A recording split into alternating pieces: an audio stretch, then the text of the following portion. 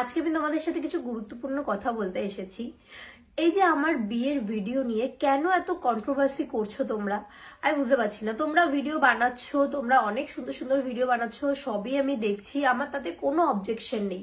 কিন্তু যারা কন্ট্রোভার্সি করছো তারা প্লিজ এটা করো না। কারণ বিয়ে একটা খুব সুন্দর জিনিস, একটা খুব সুন্দর মুহূর্ত।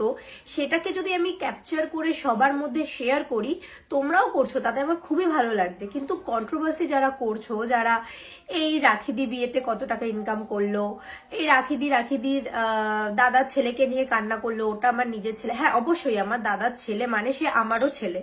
কিন্তু এই যে ভুল ব্যাপারগুলো, ভুল মেসেজগুলো তোমরা মানুষকে দিচ্ছ আমার নামে, তাতে আমার মান সম্মানটা যাচ্ছে। আমার খারাপ লাগছে যে যারা আমাকে এতদিন ধরে যেভাবে চিনে এসছে তারা আমাকে অন্যভাবে দেখছো এখন। আমি একদমই এরকম না।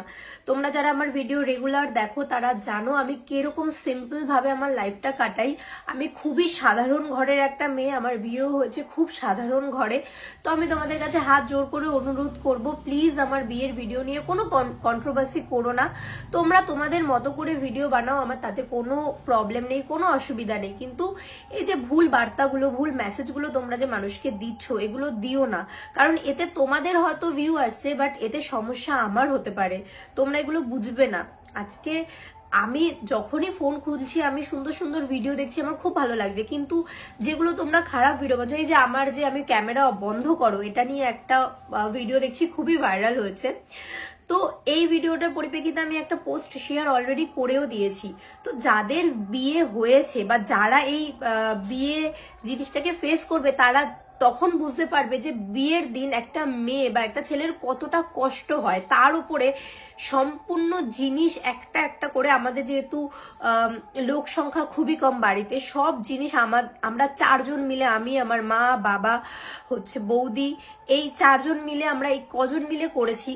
আর আমার বান্ধবীরা তো আছেই, মানে লিটন, দোলা, অর্পিতা, ওরা না থাকলে যে কি হতো আমি সত্যি জানি না।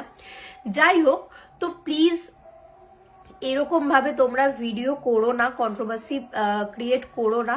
তোমরা ভালো মতো ভিডিও বানাও, আমার তাতে কোনো সমস্যা নেই। আর বিয়ের দিনের ভিডিও বন্ধ করার যে ভিডিওটা, মানে আমি যে বলছিলাম ক্যামেরা বন্ধ করো, ক্যামেরা বন্ধ করো, ওটা আমার কোনো অ্যাটিটিউড না।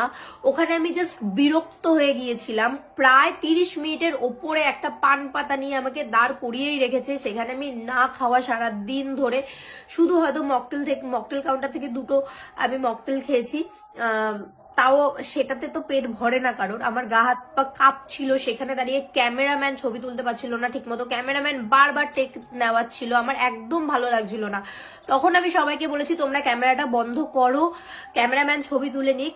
আর পুরো ভিডিওটা তোমরা দেখোনি, একটা 10 সেকেন্ড বা একটা 5 সেকেন্ডের ভিডিও দেখে কাউকে এভাবে জাজ করতে এসো না। কারণ আমার বিয়ের প্রত্যেক কটা রিচুয়ালস, প্রত্যেক কটা জিনিস আমি তোমাদের সাথে শেয়ার করেছি, আর তোমরা সেগুলোকে এত ভালোবাসা দিয়েছো, তাতে আমি খুবই খুশি। কিন্তু যেই ভিডিওটাতে তোমরা আমাকে ভুল বুঝছো, সেটা এমন ভুল বোঝার কোনো ভিডিওই নেই। যারা বিয়ে করেছে তারা খুব ভালো করে জানে সেই দিন, তাও আবার এত রাতে লগ্ন থাকলে কতটা কষ্ট হয় একটা মেয়ের। কি বলবো, সবাই ভালো থেকো, সুস্থ থেকো, খুব তাড়াতাড়ি সব ভিডিও আসছে, সেগুলো দেখো। এটাই বলার, সবাই খুব ভালো থেকো।